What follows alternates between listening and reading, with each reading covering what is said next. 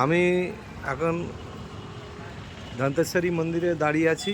এটা হচ্ছে জগদলপুরে। এটা ওই 51 সতীপীঠের মধ্যে একটা পীঠস্থান। এটাও একটা পীঠ, সতীপীঠ, দুর্গা মন্দির। তো চলুন ভেতরে, এখন ভিডিও করতে দেয় কি না জানি না। এই ভেতরে এসেছি, ভেতরেও ছবি তুলছি। খুব সুন্দর মন্দিরটা, আমি চারিদিকটা ঘুরে দেখাচ্ছি।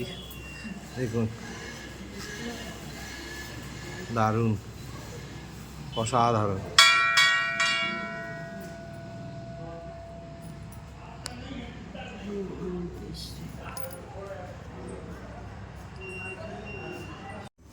এটা হলো দেবী দন্তেশ্বরী মূর্তি। এই মূর্তিটা আপনাদের দেখাচ্ছি আমি। এই হচ্ছে দেবী মূর্তি। এখানে দেবী সতীর দাঁত পড়েছিল, দাঁত, ওই জন্য এটা দন্তেশ্বরী।